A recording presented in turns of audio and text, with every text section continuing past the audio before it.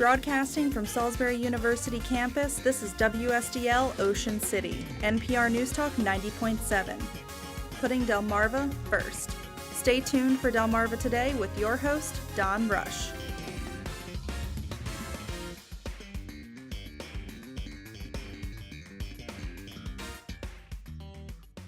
It's called a Regional Greenhouse Gas Initiative, and the organization's work comes at a time when the Trump administration is pulling back on climate change. Welcome to Delmarva Today. This is Don Rush. The initiative got some good news with New Jersey rejoining the coalition, bringing the total numbers back to about 10. But it has also entered a period when the U.S. has withdrawn from the Paris Climate Accords and is reversing the Obama administration's fight against climate change, including the Clean Power Plan.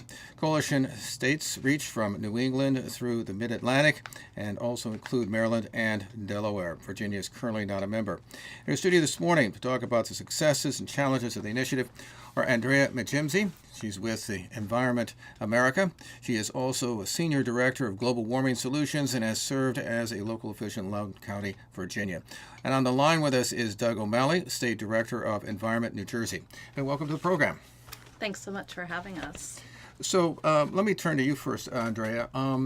What do you make of this atmosphere that we're now in which the Trump administration has clearly decided that it is not going to address climate change? Some within the administration deny that there is such a thing. And here at a time when states, now New Jersey joining this coalition, trying to do something on their own.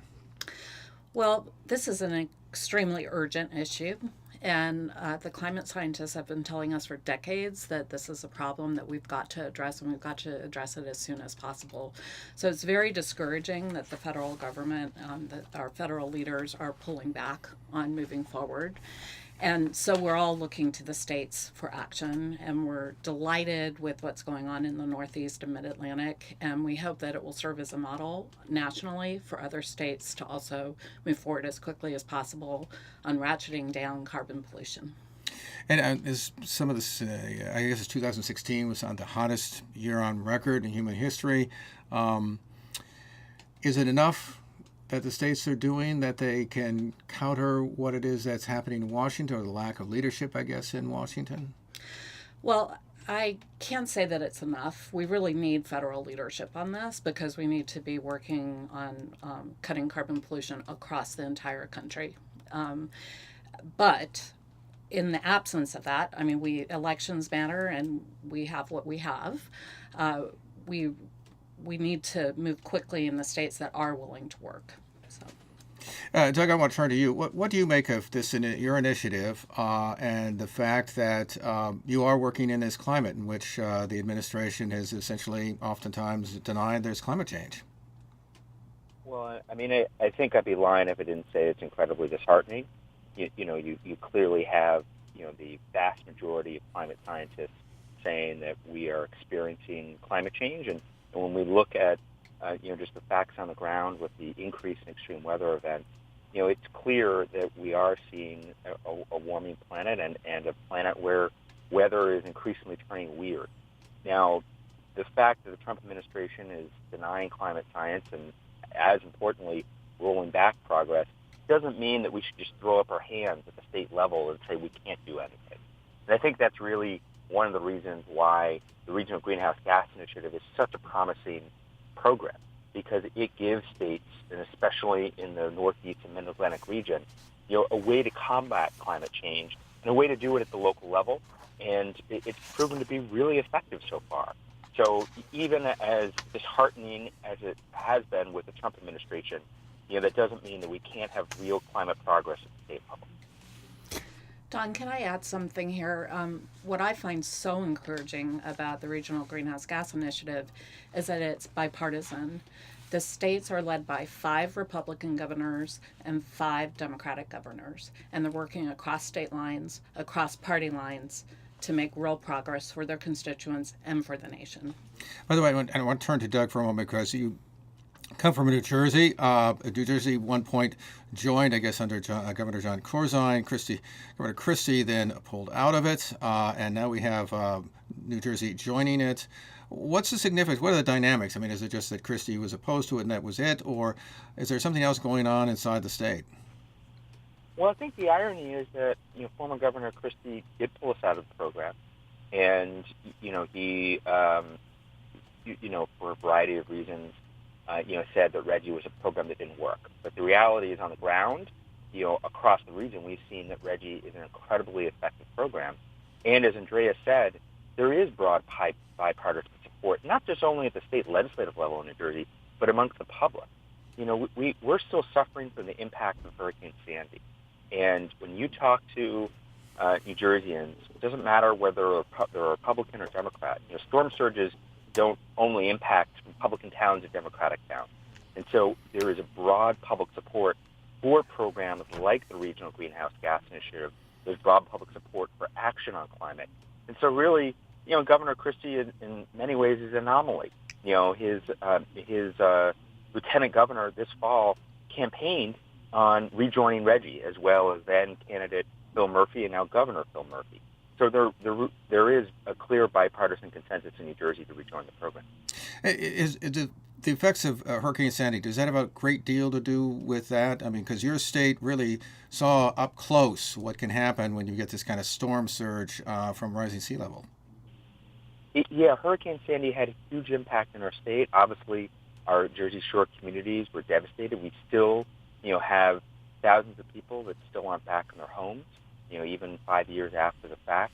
And, we're at a point now that right after that storm, people said, look, we can't assume that climate change is going to impact the next generation. It's impacting us right now. And so the public was very, clear at connecting the lines of climate change and extreme weather and events like Hurricane Sandy. You don't usually have the ocean temperature to be as warm as it was right before Halloween. And that stuck with people. And obviously, we've upended lives, up and down our shore communities. We don't want to see another disaster like Hurricane Sandy, and that's given us additional impetus to shoot for real climate action. I want to turn, by the way, to the program itself. As I understand, sort of basically a sort of a cap and trade thing. Outline for us just exactly what it is that the program is doing in terms of trying to control emissions or bring them down, as it were. Sure. So I think the best way to think of the Regional Greenhouse Gas Initiative is that it's a program that's designed to ratchet down carbon emissions. And it works best, when you have multiple states that are part of the program. And it sets a limit on carbon pollution and creates a market-based system where you have to pay more if you're going to pollute more. And so it incentivizes utilities to reduce their pollution, and it also creates, it in many ways is more effectively described as capping emissions and then investing the proceeds from the auction into clean energy technology. So this is one of the reasons why the RGGI program is so successful, and also why it's so bipartisan. Is that this was initially an idea that came out of Republican circles, and the concept is really simple. The more that you're providing disincentives for pollution, you're also you're encouraging utilities to decrease their emissions, but you're providing a revenue source to increase investments in clean energy solutions, especially energy efficiency. And that actually brings down costs for consumers everywhere. And that's one of the reasons why the program isn't just kind of a classic command and control program. It's really incentivizing good behavior and then investing proceeds in the clean energy economy. Andrea, of course, there was a proposal for legislation at the national level, which I think was under the Obama administration, and it went nowhere. Is this something that would be effective, do you think, in terms of a national approach to bringing down pollution? That is a cap and trade. Others have suggested, for instance, carbon tax or some other mechanism, because it may perhaps leaves too much leeway in terms of what companies can do and trading credits and so on. What's your sense about that? Well, I think this is a strong model for the nation. The problem with a carbon tax is that where does it do the proceeds get invested into ratcheting down carbon pollution even more? That's why we like this approach of investing the proceeds in saving people's money on energy bills, but it's also cutting down pollution at the same time. So we're fans of cap and invest programs and think this would be a great model for the nation. Doug, you were going to say something. Yeah, I mean, I think, in many ways, RGGI was the model for EPA's Clean Power Plan, which was, clearly a national program to finally, have a cost for the carbon pollution that's dumped into our atmosphere.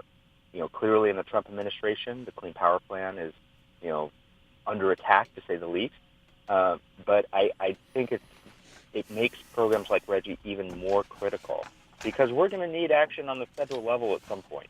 If it's not going to happen in the Trump administration, it'll have to happen in a future administration. And we need programs like RGGI to show the way and provide light of how states across, a vast region from, Maine to potentially Virginia can come together and reduce their carbon emissions. I would turn to the effectiveness, because one of the observations is made, or one of the questions out there, Doug, is whether or not we've really seen real effects yet from the cap and trade, or whether what we're seeing in terms of reduction of pollution, merely the impact of the recession itself. And that some suggested that particularly both the RGGI, but also California, that there will be a stress test process coming forward as the economy moves ahead.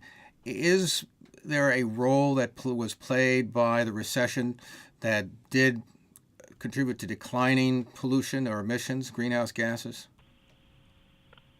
Well, I mean, I think that's a great question, because obviously, if you look at the modeling, the recession clearly had an impact, but the financial crisis is, it's in the rearview mirror at this point. It's close to a decade, and what we've seen through the RGGI program is we've seen emissions in boom times and in bust times. And in RGGI states, carbon emissions from fossil fuel power plants have been reduced by 50% since 2005. That can't just be attributed to the recession, and there are multiple analyses that say that RGGI has been incredibly effective. And I think one of the other critical aspects of the program too is that RGGI is actually providing a net economic benefit. Research says that there's been $3 billion across the RGGI states in net economic benefit, and it's led to the creation of more than 30,000 jobs. So there's real evidence here that RGGI is a program that works not just for the environment and reducing our emissions, but also for our clean energy economy.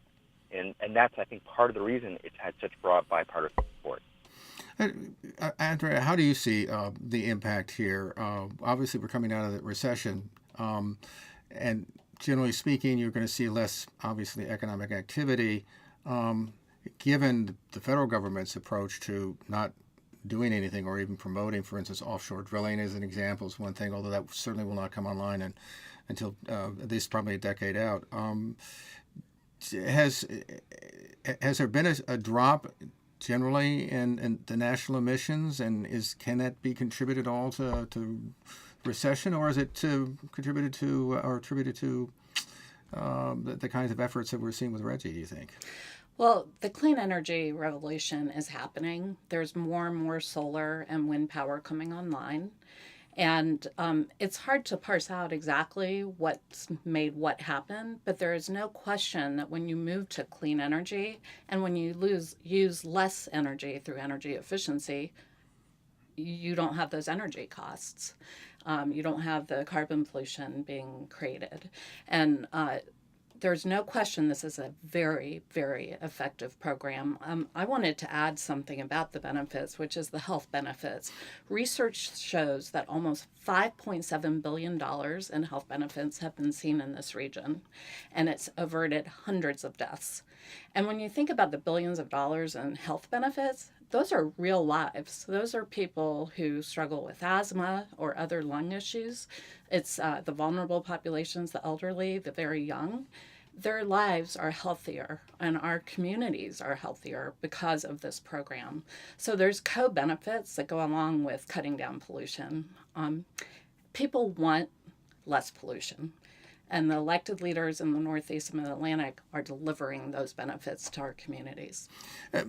How significant, Doug, is the alternative energy, whether solar or wind? We're talking a lot now about solar farms, certainly on the Eastern Shore.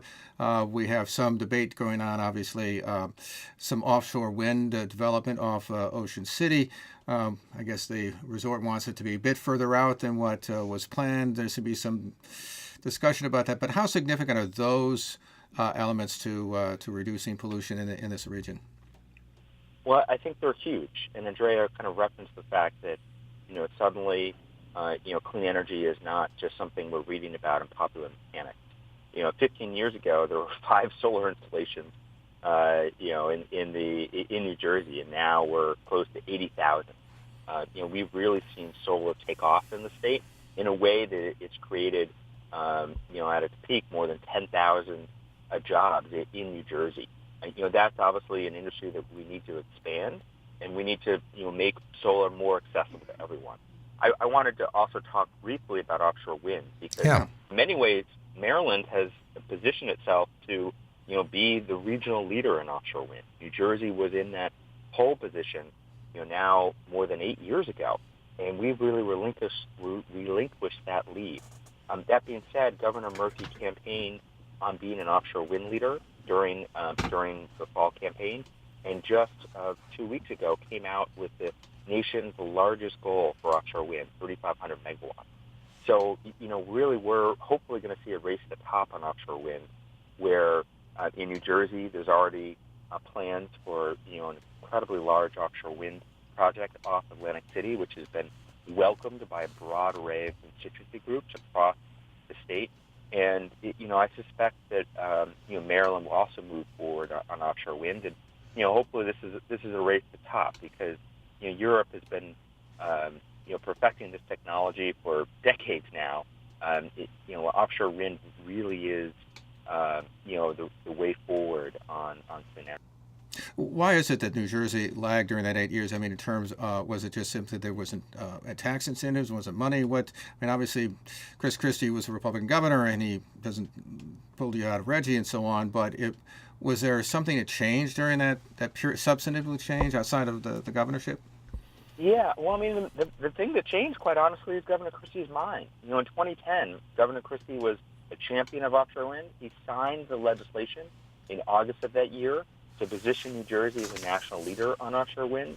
And then suddenly we hit delay after delay after delay. And what increasingly became clear is that Governor Christie changed his mind. He, suddenly he caught Potomac fever. He was shooting for the White House. And, he was courting some incredibly conservative, donors within the Republican Party that, weren't interested in having a governor move forward on offshore wind.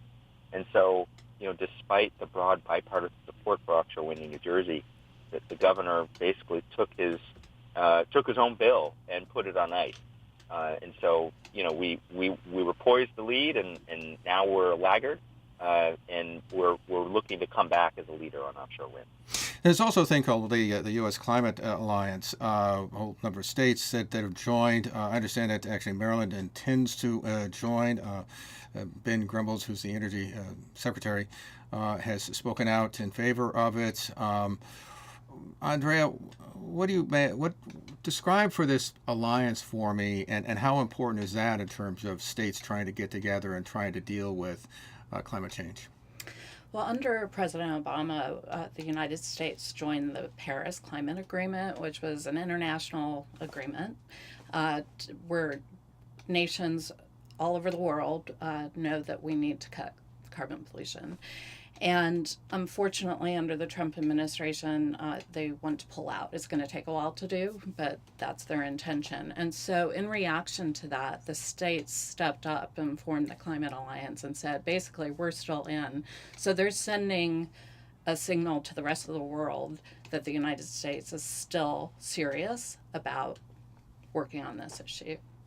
That's essentially what it is. And does this also see the kind of bipartisanship that you're looking at? I mean, obviously we have a Republican governor who seems to be very, if not all in, certainly almost all in when it comes to the environment and obviously the Chesapeake Bay and so on. It seems to be picking up steam, even though we see a Republican Party that oftentimes does not follow the environmental track.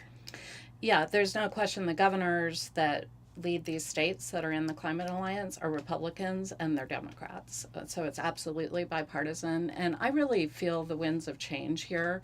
I was a Democratic elected leader in 2008, and the politics got really strange, just like the weather's getting weird. But I feel that changing now.